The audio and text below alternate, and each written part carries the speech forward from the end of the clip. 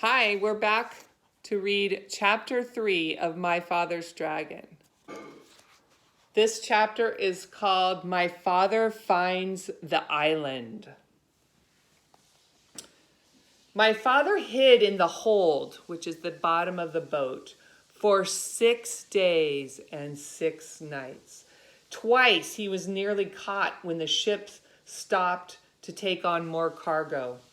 But at last he heard a sailor say, "The next port is the port of Cranberry," and that they would be unloading all the wheat there. My father knew that the sailors would send him home if they caught him. So he looked in his knapsack or backpack for the sack that had cranberry on it. Remember our list here, and there's the sack that he needs to use to hide.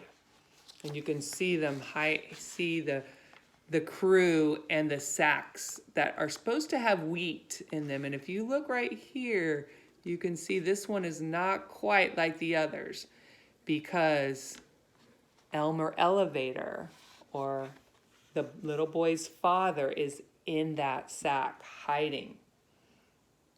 So my father knew that the sailors would send him home if he got caught. So he looked in his knapsack and he took out the rubber band. So you could cross off the rubber bands on our list. So on the list, you can cross off rubber bands and the sack that says cranberry on it because he's using those now. So my father knew that the sailor, would send him home. So he got out the rubber bands and the empty grain bag with the label saying cranberry. And at the last moment, my father got inside the bag and folded it up and put the rubber band around the top. He didn't look just exactly like the other bags, but it was the best that he could do.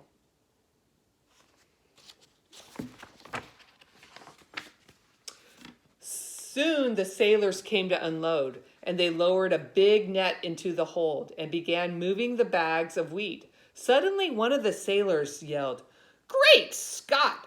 This is the queerest bag of wheat I've ever seen. It's all lumpy like. But the label says it goes to Cranberry." The other sailors looked at the bag too, and my father, who was in the bag, of course, tried even harder to kind of look like wheat. Then another sailor felt the bag, and he just happened to get hold of my father's elbow, which when he grabbed it, he said, "This is a bag of corn, like corn on the cob. It's not wheat." So he dumped my father into the big net along with all the bags of wheat.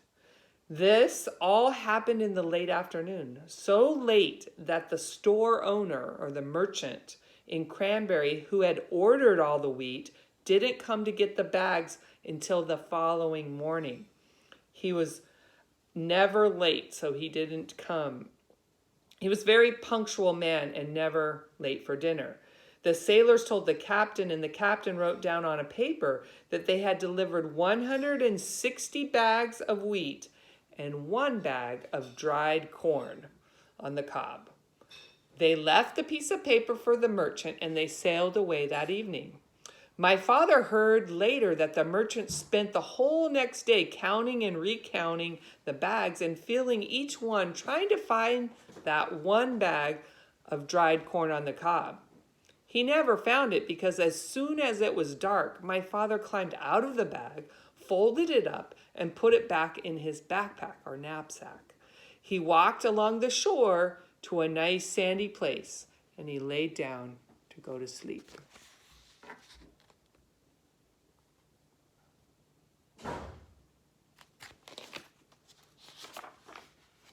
My father was very hungry, so there's no pictures, so I'm going to just read to you. My father was very hungry when he woke up the next morning. Just as he was looking to see if he had anything left to eat, something hit him on the head. It was a tangerine. He had been sleeping right under a tree full of big tangerines. And then he remembered this that this was the island of Tangerina. Tangerine trees grew wild everywhere. My father picked as many as he had room for, which was 31, and started off to Wild Island. I'm going to write 31 on our list. 31 tangerines. Let's see if we can kind of stick them right in here. 31. Remember, these are the tangerines right here. Tangerines. All right. So you have to remember to mark that off. I'll try to take another picture with the tangerines on it.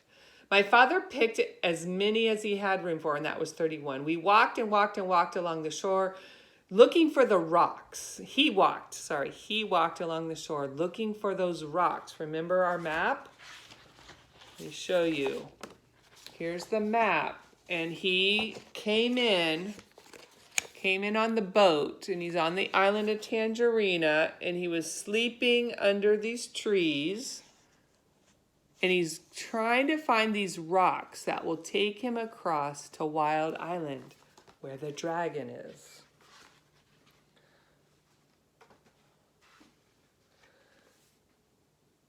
So he walked and walked along the shore looking for rocks that joined the two islands. He walked all day, and once he met a fisherman, and he talked about Wild Island. The fisherman began to shake and couldn't talk for a while. It scared him that much, just thinking about it. Finally, he said, "Many people have tried to explore Wild Island, but none of them have come back alive.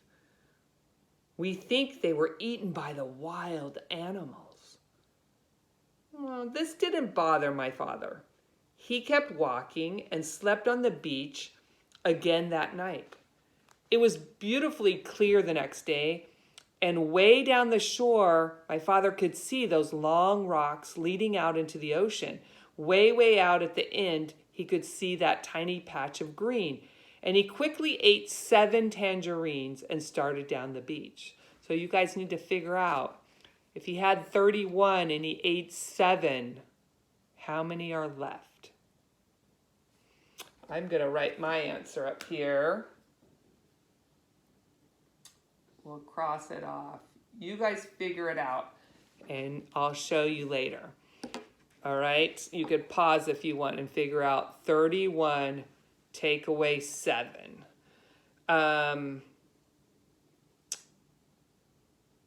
It was almost dark when he came to the rocks, but there, way out in the ocean, was the patch of green, and he sat down and rested a while, remembering what the cat told him.